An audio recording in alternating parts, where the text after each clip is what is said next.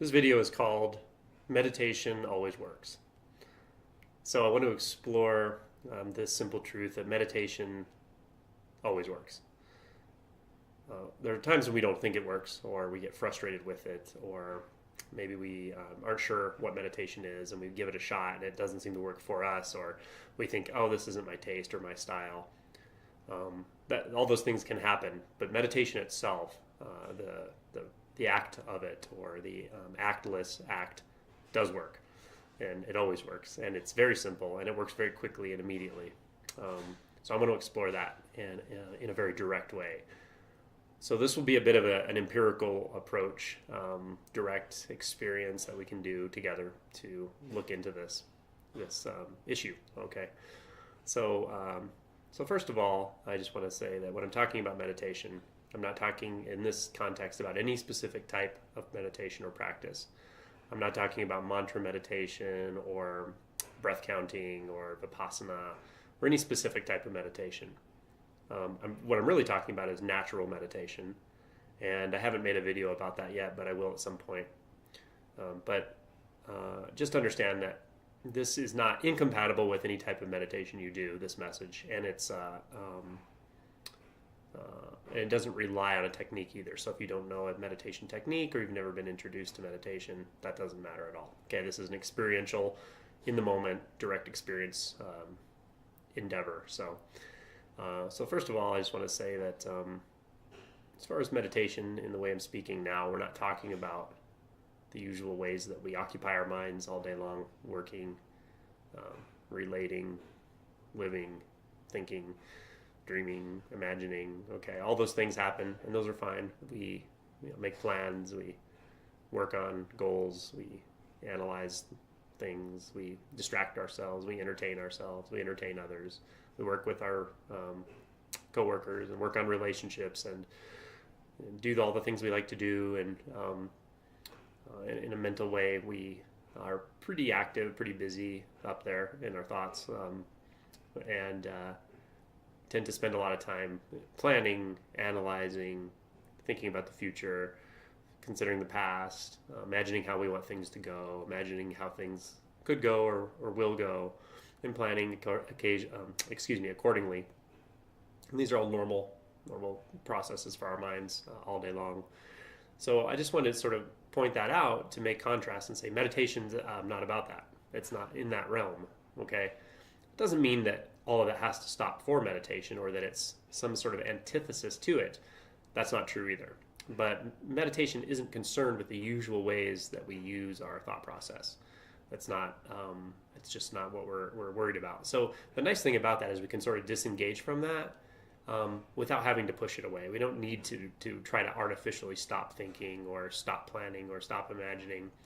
We just realize the movement of meditation, or the practice itself, is not engaged in any of that. It's not involved or interested in any of that. So we don't need to, in the moments of meditation, we don't need to concern ourselves with these activities. Okay. So I also want to say that if you do have a history of meditating, even long history, or maybe you teach meditation, or anything like that, maybe you've been in meditation for years, or have practiced for 20 years or 30 years, or maybe you're new to it, maybe you're very loyal to a certain technique, all of that's fine, a certain system, all that's fine. None of that's a problem for what we're talking about here. I would just suggest that you, for the moment, just let that go. There's no threat to any of that. Can let things rest. We can let the past rest. Anything up until this moment really is a memory now. So no need to worry about how this affects other types of practice. This is a very, very simple pointing. Very intuitive, simple, and very natural, I think you'll find. So as we sort of begin, I would say try to put some attention into recognizing that this moment really isn't hindered by any of the past, or our expectations, or our history or baggage, or our story, or our history as a spiritual seeker or a meditator. None of that really is anchored in this moment. Those are sort of more like memories. So we can kind of start to feel and appreciate that there's some sort of more of a presence here, more of a kind of a just this quality. So that's where I want to approach this from, and do a very simple investigation, a very simple empirical looking, and that is this: when we begin to meditate, we close our eyes, we disengage. We may keep our eyes open or soft Buddha gaze or whatever. It's fine. But often we close our eyes and we do nothing. Simple, right? We don't try to do anything, and we don't try not to do anything. We don't try to imagine or think. We don't try not to imagine or think. We simply let our agendas go. That's it. There's nothing more to it. That's as simple as it gets. And it's what happens, whether we're aware of that or not. So we close our eyes and we're really already meditating. So the first thing that we often notice, well, we notice a lot of things. We notice sounds in the room, we notice sensations in the body, and we notice thoughts. And this happens to everyone, with very few exceptions. There's always going to be some thoughts. They may be subtle, they may be image thoughts, they may be non-conceptual thought even, but there's almost always some movement of thought or consciousness, almost certainly. And so we become aware of that. That's the first thing that happens. Now, for a lot of us, especially if we've never meditated, we might become aware of a lot of thoughts, like a lot of movement in our mind, thought after thought, like it's just overwhelming almost, right? So I want to point out one very simple thing about this. That doesn't mean meditation's not working. That means meditation is working. It is working, right? So by the mere act of closing our eyes and disengaging, or closing our eyes and not trying to alter reality or change reality or filter anything, by just sort of letting things be, closing our eyes and just sort of seeing what happens, experiencing directly, a certain layer of identification with thought sort of calms or subsides, in the sense that instead of being completely entangled in thought to the point where we don't even realize we're thinking, we kind of feel like we are the thoughts, or we are those problems, we are those things we're imagining, we are that drama in our life. Instead of feeling like we are involved in it and it's carrying us along, we suddenly sort of step out of it, right? So instead of it carrying us along like some wild river with eddies and currents, all of a sudden we kind of wade out to the side of the riverbank and we look and say, whoa, wow, there's a lot of currents here, there's a lot of ripples, there's a lot of, and I didn't realize how involved I was in all of that. That's what's happening, okay? And it happens very quickly. It's like immediate, really. Close our eyes and we become aware of thoughts. Okay, there's nothing wrong with this. This is exactly what's supposed to happen, and it happens really every time, whether we're fully aware of it or not. And this is good. This is a sort of a step toward presence, more authentic, being here with ourselves, being here with the moment. That's what's happening. We're becoming aware of what's going on, and the first thing we notice is there are a lot of thoughts, or there are some thoughts, or there is movement of thought, or there are subtle fluctuations in consciousness. It can happen in a lot of different ways for different people at different stages. But we're going to notice this. We're going to start to recognize, okay? And often the next thing that happens is not always, but we tend to feel an aversion to this.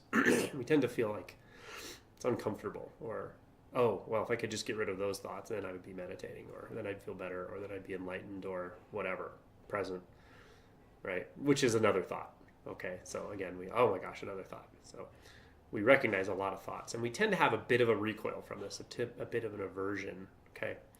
Now, this can happen quite quickly, and I'm breaking it down, sort of, but if you kind of slow down and just honor the process and really open to it, see what's happening, and be willing to be receptive to this, you're going to see this. So very quickly we go, whoa, a lot of thoughts. We kind of de-identify in a sense from thoughts, or recognize a lot of movement, a lot of thought. And then the next thing that happens is a bit of a recoil. We might notice that, or a bit of a holding back, or a distancing from the thoughts, maybe, something like that. Well, I would suggest that what that is the next step of meditation that's totally natural and happens all the time is attention moves into the body. That's not what this feels like. That's not what our thoughts are telling us, but that's what's happening. Attention first backs out of thought in a sense, comes into the present and realizes that we had been being carried along by the stream of thoughts into the past, from the past into the future, and we just de-identify and we go, whoa, we see a lot of thoughts, and something starts to recoil a little bit. Now we can interpret that as, oh, there's thoughts, I'm stuck in the thoughts, I'm trying to get out, but that's not happening. It's just another thought, right? So what's really happening is now attention naturally, spontaneously moves into body centers. Those will often be interpreted as emotions or a sense of that recoil. If you really look into it or you inquire into it and say, what is actually happening? What am I feeling right now? You might start to feel some emotion. You might start to feel some, maybe it's disappointment, maybe it's sadness, maybe it's anxiety, maybe it's frustration, maybe it's even anger, like anything can come. But I would suggest that initial movement sort of away from thoughts is actually attention moving somewhat into the body. Okay, so again, just to summarize, we close our eyes, we have no agenda, we just let it go, we just see what's going to happen in a sense, without being too anticipatory, just sort of sitting in the moment, sitting in the presence, feeling, hearing, seeing, tasting, smelling, feeling, emoting, thinking, whatever. And one of the often things that happens is, whoa, lots of thoughts, lots of movement in the mind. It's fine. Sometimes we'll resist that, sometimes we won't. Sometimes there's a good amount of resistance or something that says, maybe even be like, I don't like this. I don't want to do this. I don't like meditation. Meditation is not for me. That's resistance. That's not that meditation went wrong. That's that meditation went right. You noticed all the thoughts, right? There was a noticing of all this current of torrential thoughts, and immediately movement into the body-mind. Into the body. Let's not call it the body-mind for now, but into the body centers, into the sensations in the body, into the emotion body. That movement into there, and it might be angry. It might feel out of control. Even it might feel like frustrated, disarmed. All these are emotions, right? So again, meditation always works. It did exactly what it was supposed to do. It's bringing you into the present. It's bringing attention from the identified world of thought currents and being completely identified and lost in thoughts all day long to becoming aware of thoughts and mental activity right down into the emotion body, right? So if we say, I hate this, I hate meditation, it's not for me, maybe that's something like disgust, right? Disgust is an emotion, it's a feeling. What does it feel like? What does it feel like to feel that disgust or recoil, or maybe it's anger, I'm not saying this is going to happen to you every time or that it ever has happened, but it certainly can. And if you meditate long enough, you'll kind of come up against all these things. Conversely, you might feel something very, very, very relaxing. Actually, you might close your eyes. Wow, lots of thoughts. And then you just sort of more like immerse into the thought movement, but you don't identify with them. You're not in the past, you're not in the future. You're just moving with the currents of the river without getting entangled, let's say.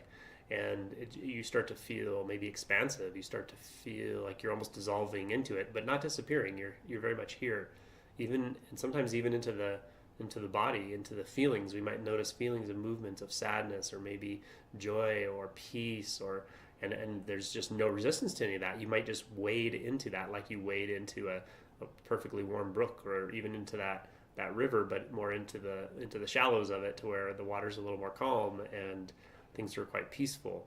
So this can be interpreted in very different ways, this progression, but the progression is natural and it's consistent. It does happen pretty much.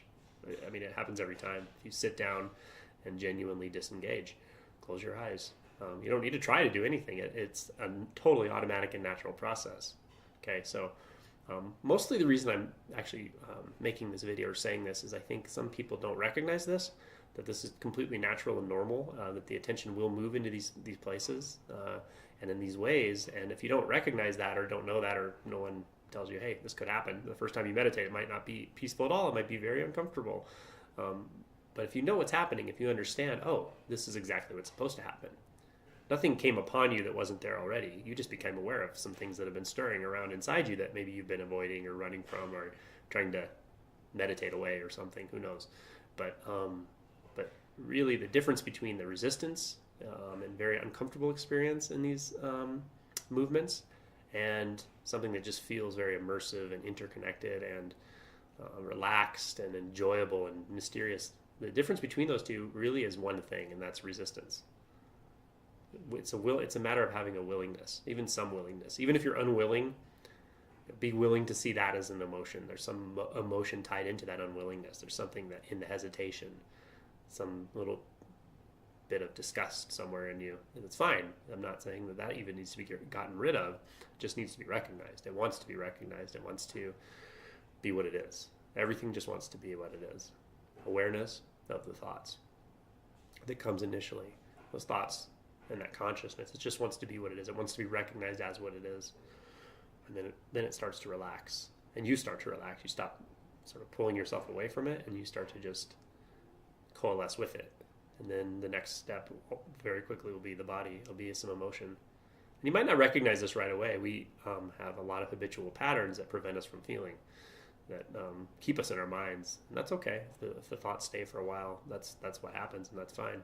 But recognize the nature of that. That's perfectly okay. And it's meditation working, not meditation gone bad, or you don't know how to meditate. Everyone knows how to meditate. You already know how to meditate because you don't have to know how to meditate. That's why you already know. There's no knowledge about it. It's about what is already available. That's the whole point, right? What is already available is really already meditating. But if you just close your eyes and disengage, relax, and allow, you will recognize that you're being meditated. You don't go out and do meditation. Everything is already meditating. The walls are meditating. The light is meditating. The sounds are meditating. The sensations in the body are meditating. It's all being meditated by itself, you could say. It's kind of like a symphony of intermixed experience, but not experience from a distance, experience from inside itself. And then if this is your experience, there's no labels anymore. It's not, you could say it's peaceful, but it's a label. Because peaceful excludes something that's not peaceful. This excludes nothing. Nothing is excluded here. You could say that it's close, but there's nothing that's far. So there's no need to say close. There's no difference between close and far. Close and far, same. Your experience can be close and it can be far simultaneously. Doesn't matter. It's seamless, unified. Call it anything you want. Doesn't matter. You can call it transcendent. Some people don't like the word transcendent because it's like you're trying to get over something or get through something or run away from something. This isn't running away from anything. Life doesn't run away from anything. It just basks in itself. It's a symphony that's completely engrossed in itself. Doesn't need to watch from the outside. It's completely alive. Mysterious, but it doesn't... it's mysterious in the sense that it's completely innocent. There's not any kind of separate knowledge. There's no knowledge from afar. So it has an innocence, and at the same time, there's no questioning. It's completion, all the time, always. And it's always letting go. So if you can feel into that, that's natural meditation. So meditation always works. Maybe that's helpful to somebody. If anyone thinks it is, let me know. Or if you have any questions about it or want me to expand on anything in there, please let me know. I hope this was helpful.